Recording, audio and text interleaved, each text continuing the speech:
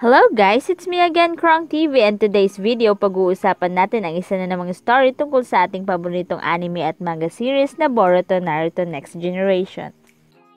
Sa video ito, pag-uusapan natin ang 6 na bagay na maaaring mangyari matapos ang digmaan. Ang Konoha ay pinoprotektahan ni Naruto. Si Naruto ay alam naman natin na siya ang Hokage ng Konoha. Dagdag pa rito, ang Konoha rin ang lugar kung saan isinilang ang mga magagaling na ninja katulad ni Minato, Jiraiya, Hashirama, Sasuke at iba pa. Sa mga nakaraang malalaking laban, ang Konoha ay laging kasama sa labanang ito.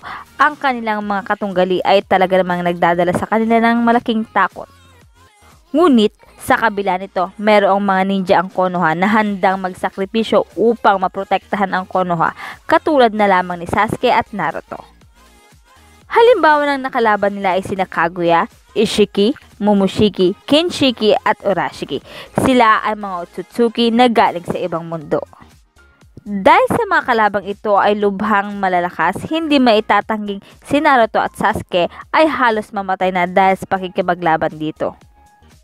Katulad na lamang sa nakaraang laban nila laban kay Ishiki. At ngayon, ang Konoha ngayon ay matatag pa rin dahil sa dalawa nitong greatest shinobi na sina Sasuke at Naruto. However, matapos nga ang laban nila kay Ishiki, ang dalawang ito ay nakaranas ng mga matitinding mga sugat o mga injuries. Katulad na lamang ni Sasuke na nawalan ng Rinnegan at si Naruto na nawalan ito ng malay dahil sa paggamit niya ng Baryon Mode. Kaya naman hindi maitatanggi na ang Konoha ay nabawasan ng 80% na lakas nito. At hindi rin imposibleng magkaroon ng labanan dahil dito. Dagdag pa sa ikinababahala ng mga taga-Konoha ay si Momoshiki na nasa loob ng katawan ni Boruto. Ang Konoha ay magiging vigilant dahil anytime ay pwedeng makontrol ni Momoshiki ang katawan ni Boruto. At dahil dito ay maaari niyang wasakin ang Konoha bilang ganti dahil siya ay natalo ng tao. Hindi lang ito, ang Konoha rin ay makakaranas ng internal problems dahil sa kasalukuyan ang Hokage ng Konoha na si Naruto ay walang malay at patuloy na nanghihina at kailangan ngang may humalili sa kanya. Hindi maitatanging ang mga ito ay nangyari dahil sa si Naruto at Sasuke ay kasalukuyang nasa dying stage matapos nga ang laban nila kay Momoshiki at Ishiki. So guys, ito ang pwedeng mangyari matapos nga ang labanang nangyari. Number 1, si Kakashi ay babalik bilang Hokage. Kahit pa sabihin na natin na ang laban nila kay Ishiki ay naging matagumpay, si Sasuke at Naruto ay bumalik pa rin sa Konoha na halos mamatay na. Si Naruto na walang malay at si Sasuke naman na nagkaroon ng mga sugat at higit sa lahat ang pagkasaksak ng kanyang Rinnegan. Ang nangyaring ito ay isang napakasamang balita sa mga taga-Konoha. Tradisyon na sa Konoha kapag ang Hokage ay namatay, siya ay papalitan ng nakaraang Hokage kung ito ay sakaling buhay pa. Or siya ay papalitan ng kung sino mang nasa pinakamataas na tungkulin. Katulad na lamang noong si Minato Namikaze, ang ika-4 na Hokage, ay walang ibang nagawa kundi ang isakripisyo ang kanyang sarili sa pag-ataking ginawa ni Kurama. Matapos nga siyang mamatay, si Hiruzen Sarutobi na ikatlong Hokage ay napilitang bumalik sa pagiging Hokage hanggang sa makahanap ng taong karapat-dapat na maging ika-5 Hokage. At ngayon, dahil sa si Naruto ay wala pa ring malay, maaaring si Kakashi ang pumalit sa kanya dahil siya ay nasa magandang pangangatawan pa rin naman sa pagiging isang Hokage. At temporarily ay papalitan muna niya si Naruto sa pagiging Hokage nito hanggang sa si Naruto ay makabalik at maibalik ang lakas nito bilang Hokage. Number 2, ang takot ng Konoha. So far, ang Konoha ay alam naman natin na sa ngayon ay matiwasay at mapayapa.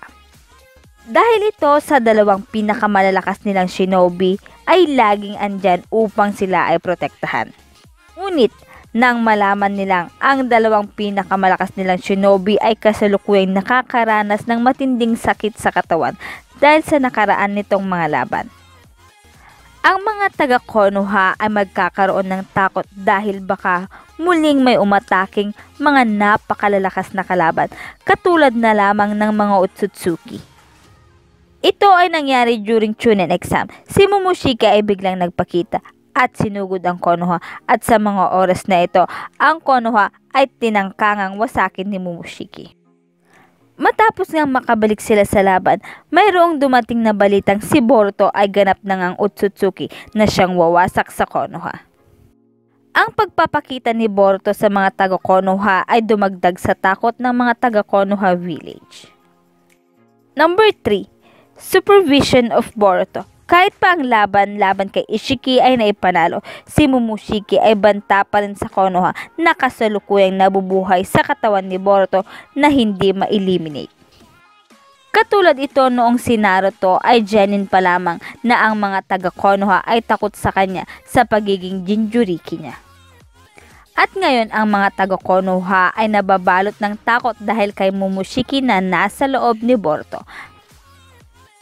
Matapos nga ang nangyaring si Boruto ay kinontrol ni Momoshiki, siya ngayon ay magkakaroon ng strict supervision.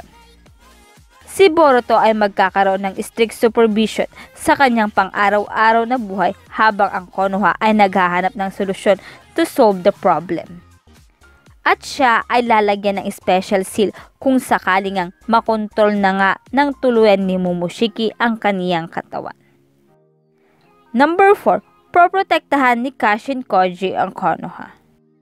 Sa ngayon, ang Konoha ay nakakaranas ng isang emergency dahil sa ang dalawang pinakamalalakas nilang ninja ay nanghihina at mistulang hindi na makakalaban.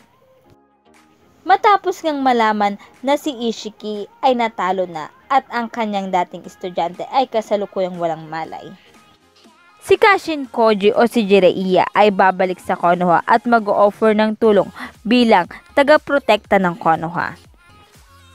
Kung sakaling ang Konoha ay lulusubin ng mga taga-ibang village o kaya naman ay sila ay tangkain muling wasakin. Dagdag pa rito, ang pagbabalik ni Kashin Koji ito ay magiging reunion ng 3 legendary Sannin na lumalaban para sa Konoha. Kaya naman, hindi imposibleng ang 3 legendary Sannin na ito ang siyang magtitrain sa mga genin katulad na lamang ni Mitsuki na ititrain ni Orochimaru, si Sarada na ititrain ni Tsunade, at si Kashin Koji naman ay ititrain si Boruto at Kawaki. Number 5. Ang pagdating ni Gamamaru. Si Gamamaru ay isang frog legend mula noong panahon ni Hagoromo. Maliban sa pagiging palaka niya, siya rin ang nagturo kay Hagoromo ng ninjutsu. Siya rin ay isa sa rare creature na kayang mag-predict ng future.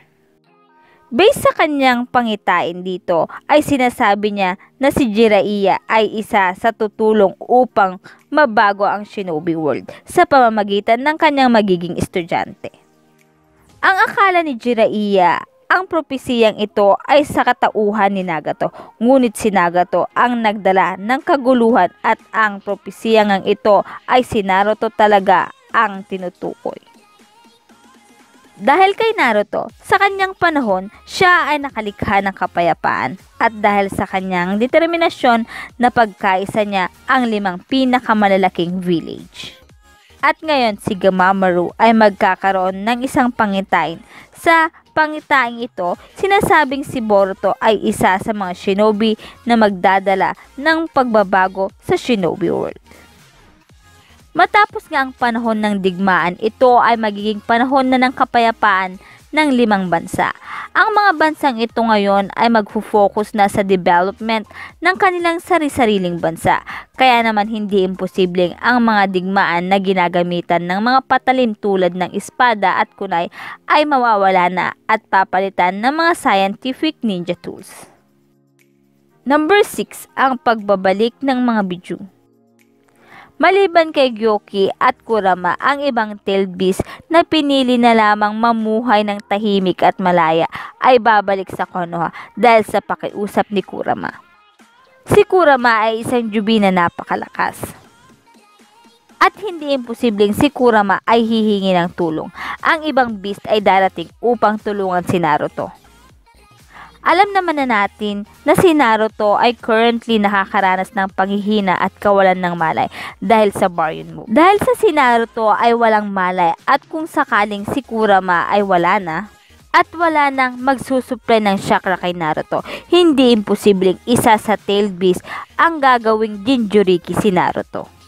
At kung sakaling ito ay mangyari, hindi imposibleng si Naruto ay makakaranas ng pagbabago sa katawan nito, katulad na lamang ng nangyari kay Madara at Obito na kinuha lahat ang chakra ng Biju.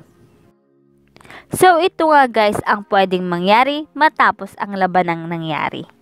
So guys, dyan na nagtatapos ang video ito. Any comment and suggestion, just comment down below. Thank you!